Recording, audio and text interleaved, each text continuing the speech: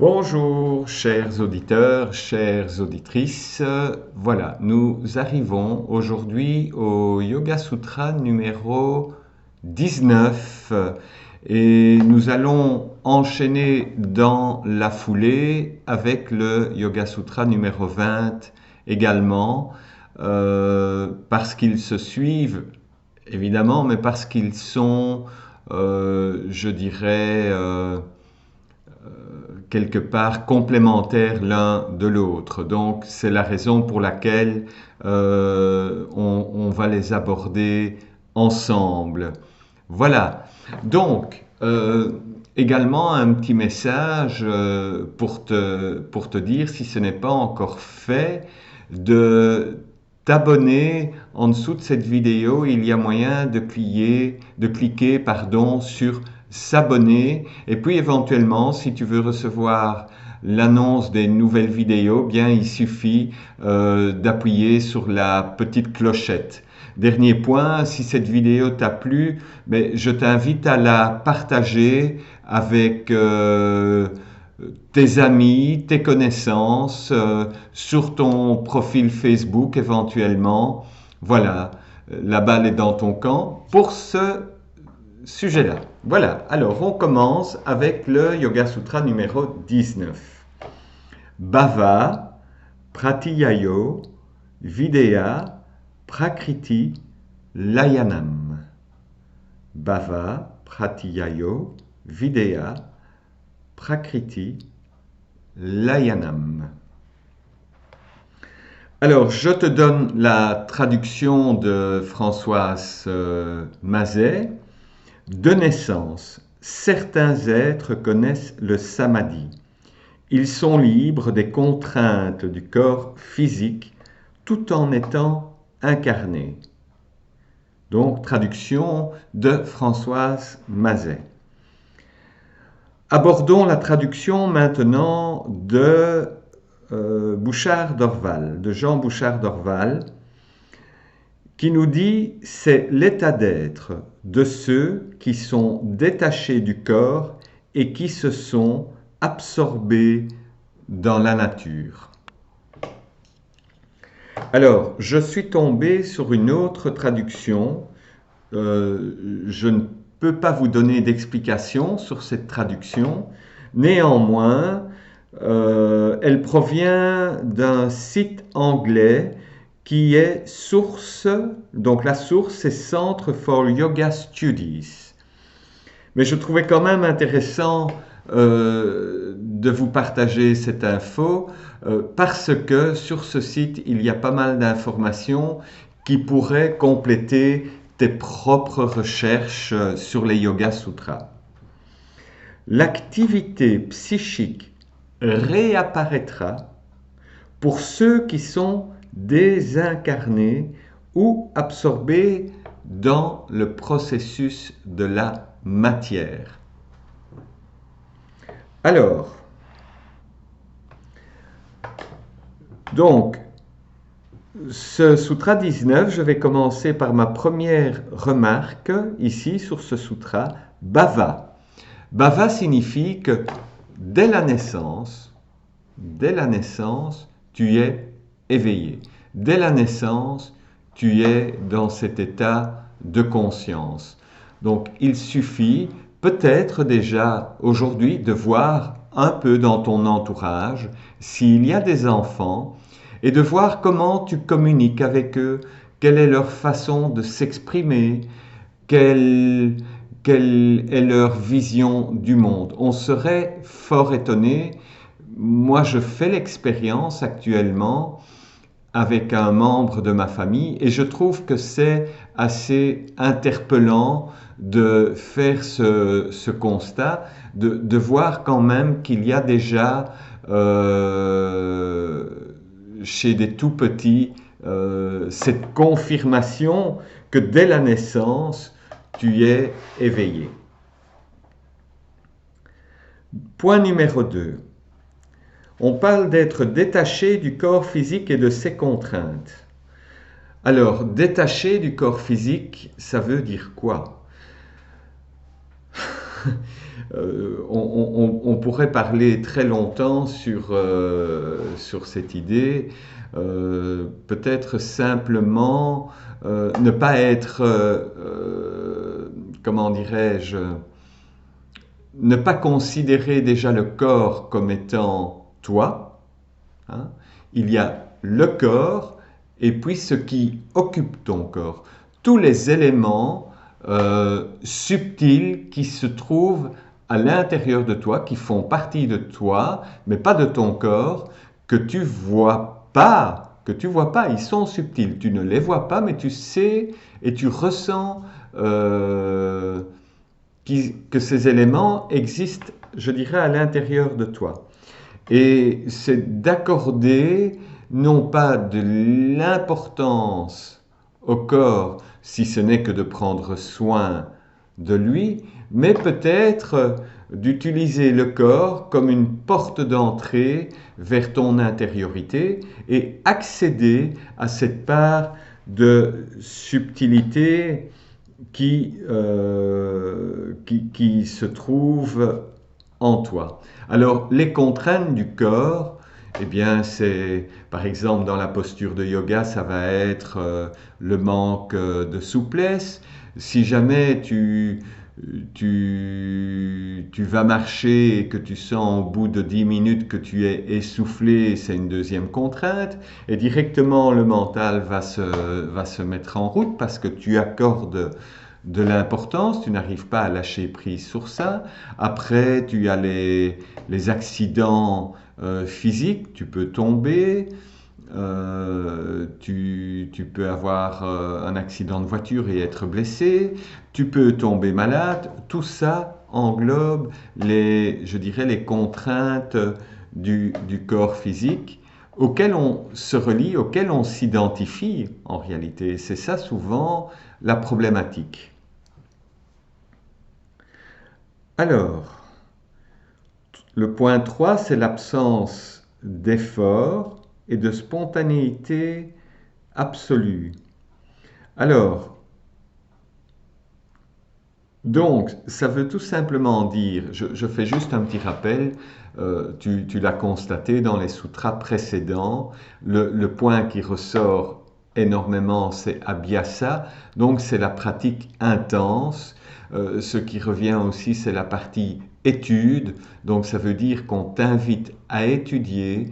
Il y a quand même une forme de discipline. On utilisera le mot sadhana, qui est peut-être même une discipline quasi militaire. Ça veut dire que chaque jour, tu consacres un certain temps à ta pratique de yoga, mais pas uniquement je fais une posture de yoga, mais aussi je pratique la respiration, je pratique la méditation, et puis je lis les textes, je les étudie, j'essaye de les comprendre, et puis si tu ne les retiens pas, c'est pas très grave, mais il y a quelque chose qui est, je dirais, imprégné en toi.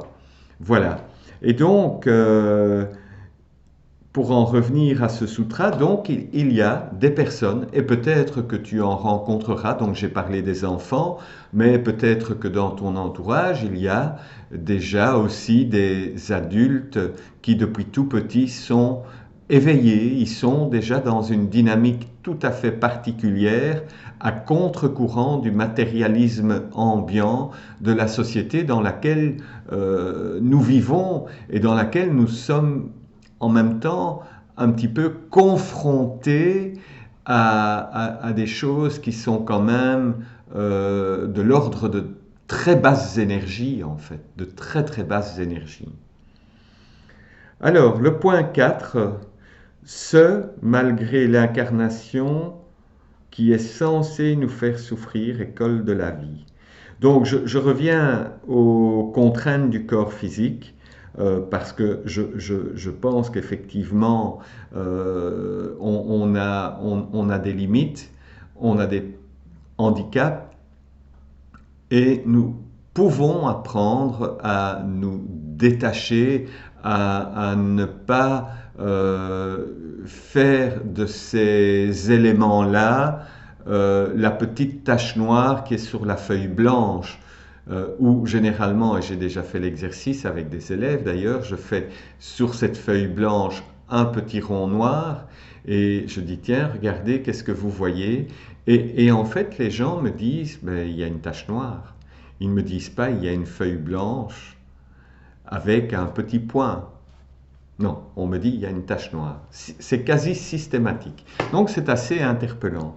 Donc, c'est peut-être de faire la même chose, de se dire, voilà, ton corps a un petit handicap, une épaule, un petit problème de santé, quelque chose. Ok, c'est là, mais tu n'es pas obligé de t'y relier 24 heures sur 24. Voilà. Alors, je parle d'école de la vie. Donc, l'école de la vie, pour moi, c'est quelque chose que j'ai peut-être déjà dit dans une autre vidéo, mais je t'invite quand même à garder ce principe de l'école de la vie, c'est-à-dire que tout ce que nous vivons a quelque chose à nous apprendre. Voilà. Le dernier point, c'est l'unité à 100%. Donc, l'unité à 100%, pour moi, ça c'est quelque chose de très important. Pourquoi?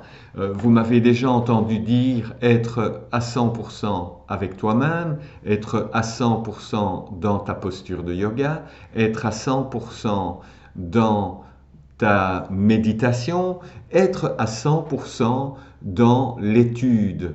C'est-à-dire que dans chaque sujet, eh bien, tu ne te laisses pas distraire par des choses qui sont à gauche et à droite. Non, tu es vraiment concentré, tu as ce travail de concentration sur ton sujet et tu t'y retrouves à 100%. Alors, pour terminer, non, pas pour terminer, pour continuer, on va passer au sutra suivant. Qui est relié donc à ce sutra 19. Donc ce sutra 19 nous dit ceci. Ce sutra 20, pardon, on est au 20 maintenant, pardon. Shraddha, Virya, Smriti, Samadhi, Prajna, Purvaka, Itaresham. Shraddha, Virya, Smriti, Samadhi, Prajna, Purvaka, Itaresham. Les autres connaissent le Samadhi grâce à la foi, à l'énergie, l'étude et la connaissance intuitive. Donc, ça c'est la traduction de Françoise Mazet. Ensuite, pour M. Bouchard d'Orval, il dit ceci. Pour les autres, cet état vient à maturité à force de foi, d'énergie, de vigilance, de samadhi et d'intelligence. Et j'ai repris encore une traduction du Centre for Yoga Studies que j'ai traduit en français. Pour d'autres, la foi précède la vigueur, l'attention, l'intégration, la connaissance. Il y a beaucoup de choses à dire là-dessus, mais je pense que les trois traductions réunies, eh bien, te donnent une réponse qu'il faut étudier, qu'il faut pratiquer, qu'il faut développer la connaissance intuitive, qu'il faut, je dirais, cultiver cette intelligence bouddhi. Qu'est-ce qu'il y a d'autre encore? Être vigilant. Voilà. Donc, ce sutra-là confirme ce qu'on nous a déjà dit précédemment, à savoir qu'il faut travailler et peut-être qu'au début, si tu t'y mets, tu trouveras cela complexe, difficile, que tu auras peut-être des découragements, que tu auras envie d'abandonner. Alors moi, ce que j'ai envie de te dire, c'est n'abandonne pas, persévère. Mais j'ai surtout envie de te dire que si tu ne comprends pas maintenant, ça n'est pas grave. Ça n'est pas grave du tout. La compréhension ne doit pas être un blocage. Donc, si tu n'as pas cette compréhension immédiate, eh bien, avec le temps, en travaillant sur les sutras suivants, en revenant au précédent, en méditant, ou peut-être en essayant, comme je l'ai déjà dit précédemment, en pratiquant la dissertation, il se peut que tu vas faire un bond en avant à un moment donné sur toute une série de choses que tu ne comprenais pas. Donc, si tu ne comprends pas, ça ne doit pas être un blocage. Tu continues, tu persévères et puis tu reviens. Et peut-être même que tout simplement, dans 2, 3, 10, 15 ou 20 sutras, il y a un déclic qui va se faire parce que, effectivement, nous avons en nous énormément de blocages, des blocages visibles que tu connais déjà à ton sujet, mais aussi toute une série de petits blocages qui se trouvent stockés dans ta mémoire et qui t'empêchent parfois, je dirais, de comprendre un élément. Mais si tu te mets en colère parce que tu ne comprends pas, c'est une perte de temps. Franchement, c'est une perte de temps. Donc, je t'invite à juste ne pas te formaliser et à continuer, à persévérer et à être patient. Voilà. En tout cas, moi, je te remercie pour ton écoute aujourd'hui. Cette vidéo était un petit peu plus longue que les autres, mais ce n'est pas un souci. Voilà. Je vous embrasse, je vous souhaite une belle journée et puis on se retrouve bientôt.